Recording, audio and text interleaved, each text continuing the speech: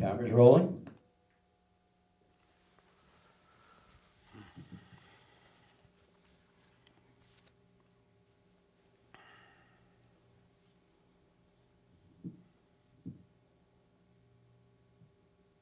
Seconds.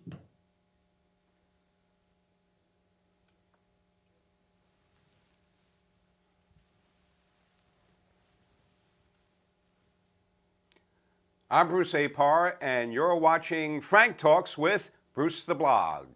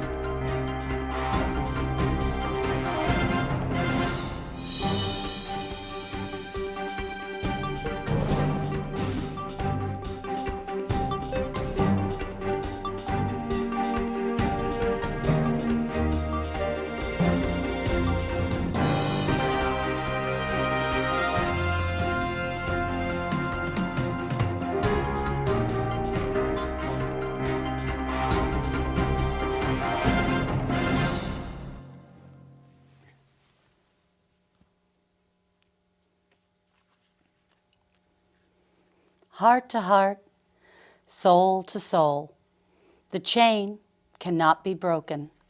Forever and always together, dear, through words that are not spoken. Tethered forever, for all time, two hearts that beat as one. Two spirits connected forever soar beyond the moon and sun. Step by step, beat by beat, together we are free to choreograph our own unique dance for eternity. Tethered forever is what we are. It cannot be denied. And one fine day, we'll meet again. I'll be right by your side. For love like this can never end. I pray my breaking heart will mend, till we're together once again. The tether taut, ne'er to bend. Well, you've already met our guest, Deb Carlin Polhill, who is the author of Love, Honor, Celebrate, a tribute to her and her husband Bob's daughter, Kate Chavone, but also a book of inspiration, of great inspiration, not only for those of us who've lost children, but for anybody, and that's what we're going to be talking about on this episode of Frank Talks with Bruce the Blog. And we always like to remind you that the show is brought to you by Chase Media Group, which is publisher of The Penny Saver and also a provider of multimedia marketing solutions for an omni-channel marketplace. And by the way, Happy New Year. And speaking of the new year, our annual calendar, because I guess calendars are annual, aren't they? They usually come out once a year. Our annual calendar, the Chase Media Group calendar, is available for sale. If you want to find out more about that, you can go to either nypennysaver.com or townlink.com, both of our websites, or you can email me at info@chasemediagroup.com. And one of the nicest things about the calendar, apart from the fact that it really has every day of the year listed here, is that we publish photos from a contest that we run every November, December. Photos of the local region, beautiful nature photos, and they're submitted in a this is Beacon Falls, by the way, which is beautiful. If you Beacon Falls up in Beacon, yes.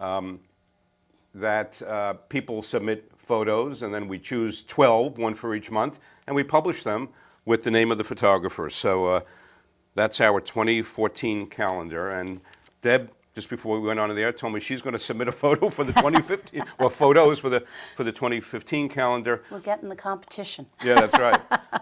And we also like to remind you that you can see all of the episodes of Frank Talks with Bruce the Blog on YouTube, as well as on Cablevision and public access. And just go to TownLink TV on on YouTube, or even Bruce the Blog, you could search. And we always like to thank our CEO, Carla Chase, and our Chief Strategic Officer, Frank J. Rich, who sometimes can be here, unfortunately cannot be in this particular episode, for putting us up on your screen. So, Deb, I mean, we've been talking quite a lot already before we Yes, we went on have. the air about something that we unfortunately have in common, but your perspective on it really is extraordinary in the best ways, and that's what we want to talk about, your book and your companion CD. Thank you. So why don't we start by talking a little bit about that your daughter, Kate Chavone, who was 28 Yes. when she passed on. I mean, Yes. you found this really special way. I mean, it should be more common, and you want to make it more common Oh, among I would love people, that. of how you cope with this kind of profound loss, right? Well, yes, Bruce, as sadly you know, on a very personal and deep level, we all experience loss Right. in life. And, something that I've learned and seen firsthand is oftentimes it can be so incredibly overwhelming that it permeates every aspect of one's life. And often people don't have a tool or a perspective or a notion or perhaps it's a belief system, whatever it might be, that they require to lift them and help them to receive the gift of days they are provided after that loss. It's also about the notion of moving on, Right. which I am vehemently opposed Against, yes, to. right. No one would ever want to move on, move away from, or leave in any way their child. And I- Happily, that's not necessary. But the underlying principle, you might say, or Yes. premise to whether you feel you have to move on, or as you and I both feel, no, you cannot, you should not move on. And this is really a fundamental Yes. belief that you shared and that I want to embrace and share with everybody else, that you don't focus and I don't focus on what happened or why it happened. Right. Right? That's Right. not what it's about. It's not about what happened. not about that. The moment that it happened, or it's about the life that you gave and that gave back to you. Absolutely, absolutely. For me, the notion is all about moving forward with. Right. And by incorporating, the cornerstone of gratitude for the tremendous blessing of ever having received these children Right. in our lives. You and I both know there's just simply no greater gift Right. available in life. That's my opinion, Right. of course, as a parent. That gratitude can just carry. It Right. can just carry.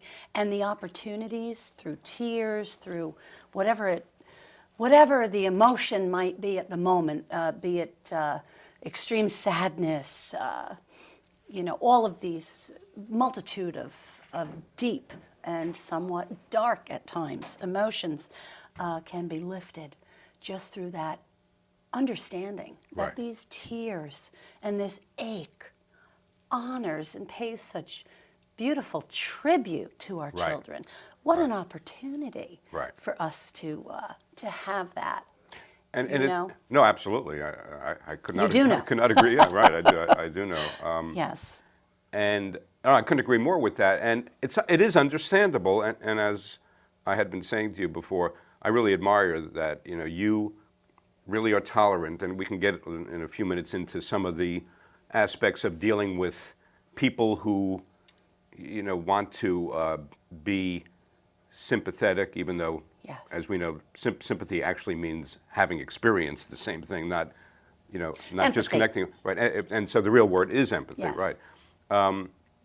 But it's understandable that people would feel cursed, or people who it's never happened to, and we hope it never happens to, Yes. feel that it's a curse And yet, what you're saying, and again, without belaboring the point, let's just assume going forward I agree with just about everything you're saying, that it's a blessing that you were blessed, and just because the person's not Totally. here anymore, you don't stop being blessed, right? Thank you. Yeah. Yeah, Right. absolutely. Right. And even the notion of Kate Siobhan not being here anymore, that's not the way I embrace it. It's Right. not the way I see it.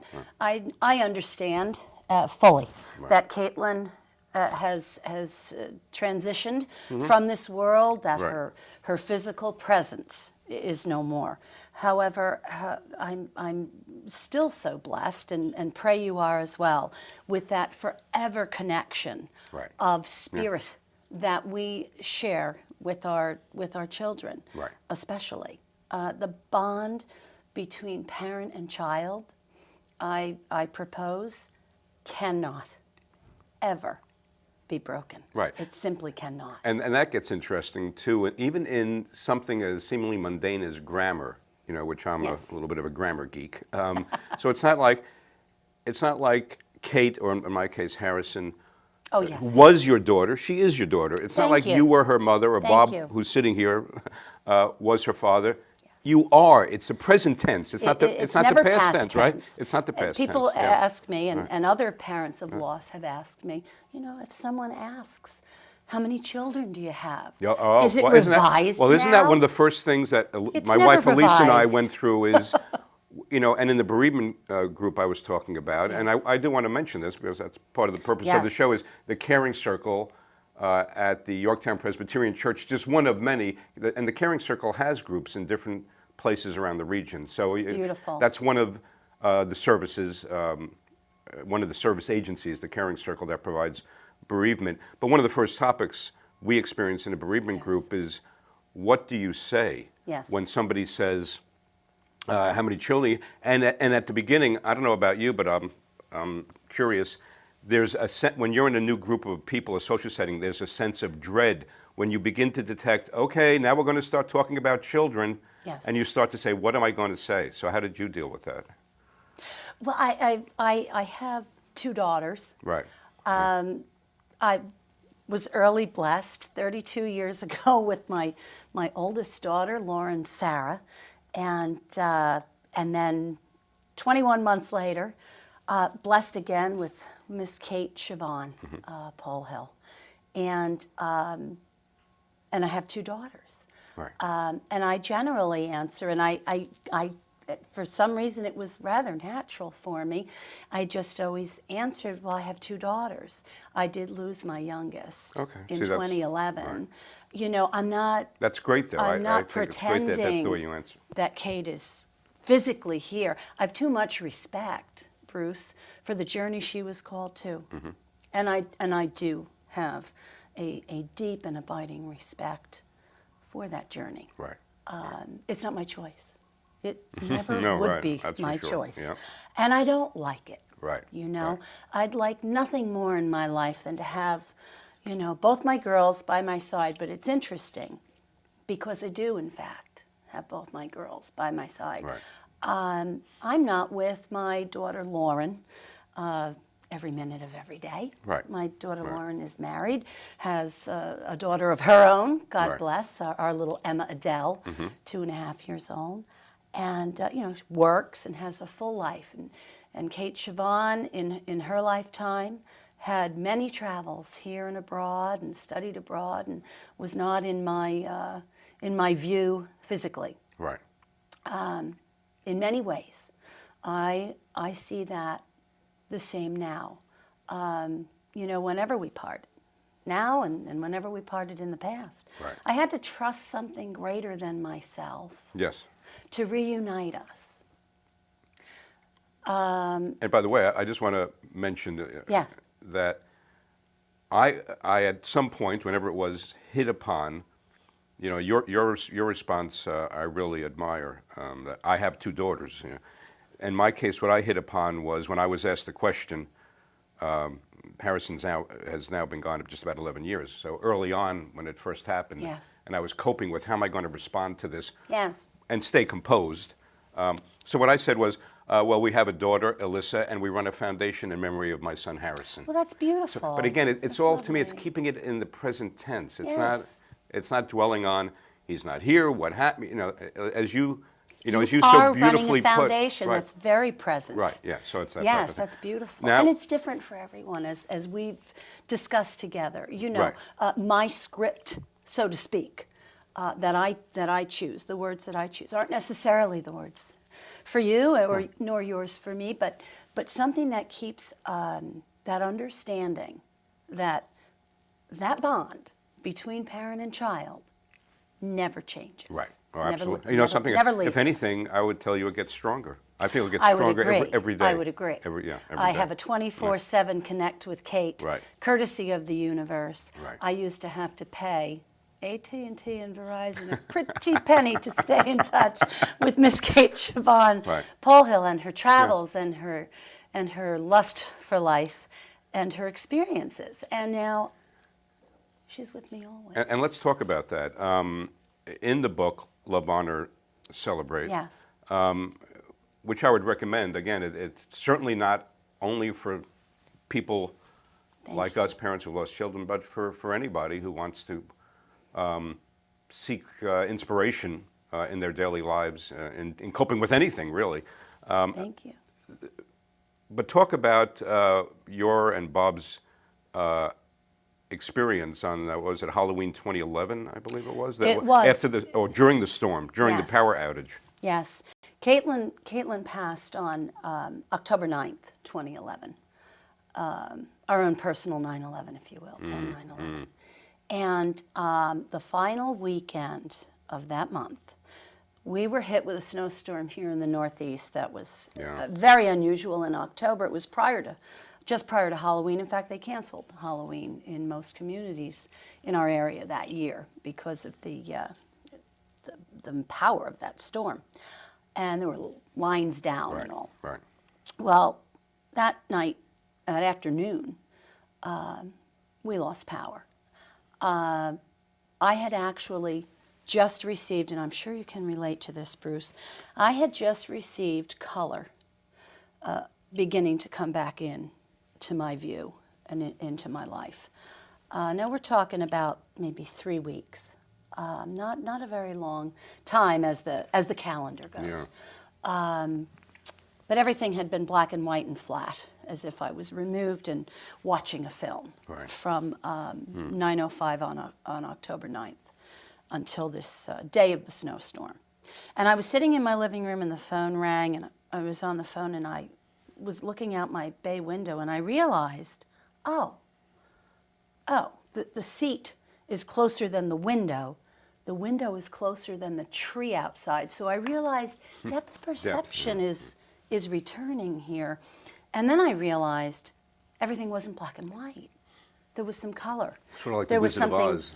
yeah, there was something Yeah, green there. yeah. It was, exactly. It was like opening that door and coming into color. Not quite as bright Technicolor yet, but colors, not just grayscale.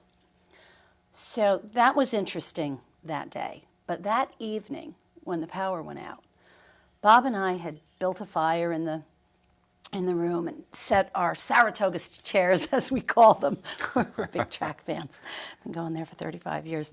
And we set those up in front of the fire, facing each other, and settled in for a night of conversation and warmth, as we could get it. I mean, we were still raw, and it was bitter cold. And we're sitting there and chatting and choosing, what can we possibly eat? We don't have the stove or the microwave, what's Yeah. in there that doesn't require, and we each had a beverage. And as we're sitting there, the backyard, which was my view, and apparently the front yard, which was Bob's view, because we're facing each other, and we had, windows to each side of the house from where we sat, got totally illuminated. And when I say illuminated, in an extremely bright fashion, not a soft glow, a very bright light. And I jumped up, and as I did, Bob is jumping up. We both got opposite views, and we're saying, oh my God, and Bob says, it's daylight. it was just amazing. So he's running, I'm looking, we both go to the, well, what we call, it's interesting, our house doesn't really have a front or a back the way it's situated. Right. But we went jointly to one door, and it lasted. And we're looking out on the property, and I mean, it's totally illuminated. And then it went dark. And we both looked at each other and said, Kate, you know, now we both in the same instant said that, and we sat back down, and, you know, we're sitting back and we're looking at each other, you know, like, you know, if you didn't see it too, you know, right. you think I was nuts, Right. and vice versa. So we sat there contemplating, and we thought, you know, he says, that was unbelievable. Well, the transformer that serves our neighborhood is down on Crampon Road. We live off Crampon Road in the town of Cortland on the way into Peekskill. And that had popped hours before, hence we were out of power. So we knew it wasn't a transformer. And Bob's trying to make a bit of sense of it. You know, well, what else could it be? I said, stop it. It was Kate. Yeah.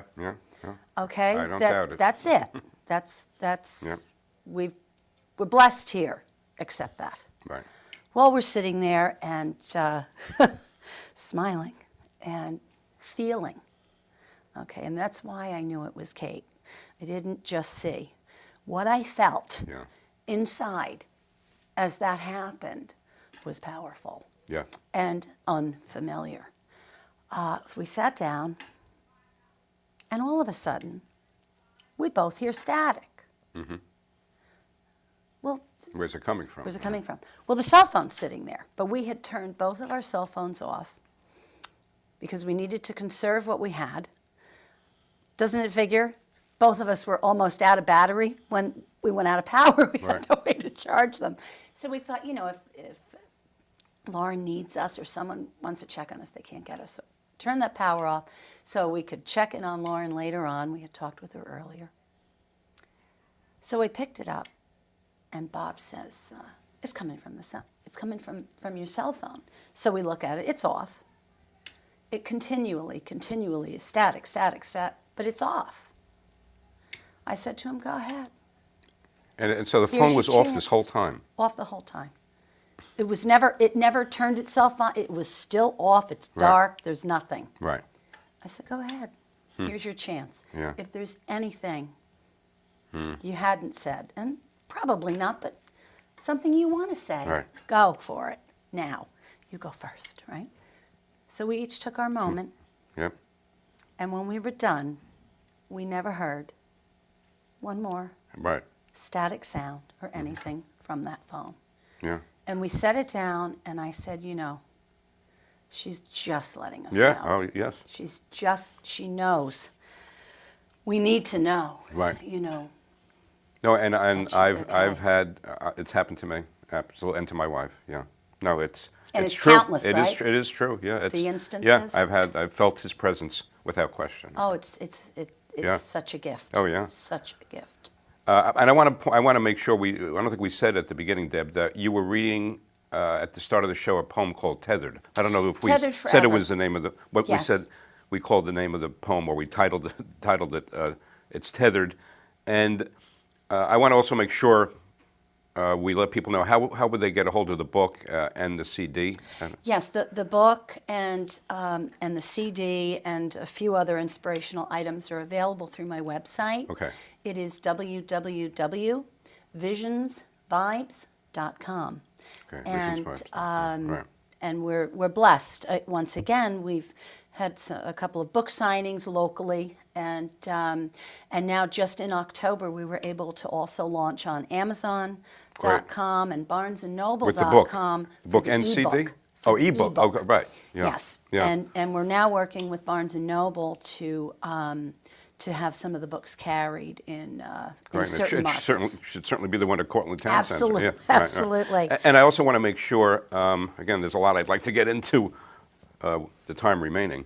And you were talking about your home in the town of Cortland and Yes. describing what just happened in the front yard and backyard. And you have a a very special place there, right? I want to talk about the garden. Oh, we do. Thank you so Yeah. much, Bruce. You know, I have my writing as my go-to. As much as I would love to help others, it also begins right here. It helps me. It's very cathartic. My husband didn't have that. He wanted his own avenue, if you will. And he came up with just a spectacular idea, really, which was to create a garden for Caitlin. In fact, specifically a dragonfly garden for Kate. And so Kate's dragonfly garden was born, complete with a pond, a small pond that he dug and installed. And he put together a wonderful team of family members, and we created the Dragonfly Landscape Team, and we did T-shirts and all to kick it off. And I mean, it's the entirety of our front yard, which is a very wide piece. And those that have come to it have said, you know, it's really like a park. Right. It's more than a garden. It's got several garden beds, and it does have the basis, which is the dragonfly pond. And the interesting thing is, talk about signs. Bob went out to make his first digs into the earth where the pond, very small pond, if you will, would go. And he got his shovel and he went out and he's digging his old shovel, half rusted. And all of a sudden I hear him at the door. And he's going, honey, can you just come to the door right now?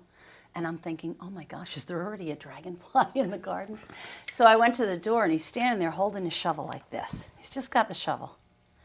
And I'm like, yeah, honey, what is it? I am in the middle of something. I thought you needed to show me something. He goes, look at the shovel. I said, look at the shovel. He goes, look close. I said, yes, I see.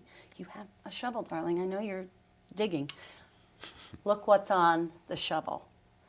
The shovel was emblazed with a dragonfly image. It was the company logo of the, I think it was a Japanese or German company. And when you bought it, so when you bought it, you really... Well, it was an old shovel. He never even bought it. It was given to him by someone he worked with. Oh, wow. 2 years prior, you know, because he needed a shovel for something else. And it was the one he grabbed, and he's out there digging. And as he looked down, the sun hit, and he went, that can't be right. So, and he looked closer, and he brought it to me. Well, it's a picture of it in the book. By the way, another close encounter. Exactly. That's what it is. Exactly. And I said, well, honey, there's just another message for you. Right. Your daughter just said, thanks, Daddy. I know you're doing that for me. No, absolutely. You know, these things carry you. No, they sure do. Yeah, I can attest to that. Yes. So in the couple of minutes, literally, Deb, we have just two more things about relating to the garden. Yes. It's been designated as a national wildlife. It's a national wildlife habitat. That's great. I had it certified. So you don't mind if people want to come and look and... No, we welcome people. It's on our private property, Right, but people, especially friends, you know, they come, they look, and sometimes they sit, and we feel we may have just either created or found some kind of vortex of energy there, the positivity and peace and tranquility that not only we, but guests find in the garden. Right. It's just incomparable. Sure, And I probably should share why a dragonfly and that's garden. in about 60 seconds, which is what we have. That's the other question I have, Yes. is why the dragonfly. Kate herself had shared with us prior to her passing, and of course she had no idea. This was a very sudden, tragic passing. She had shared with us when we lost Bob's father that summer, that very summer right before she passed herself. She worked in Manhattan, Midtown, for a law firm, and she was taking the train to Peekskill out of Grand Central to attend her grandfather's services. Well, she gets on the train, and I'm sure you've been on this Sure. the commuter train, Metro North, Hudson Line, countless times. I commuted it many years myself.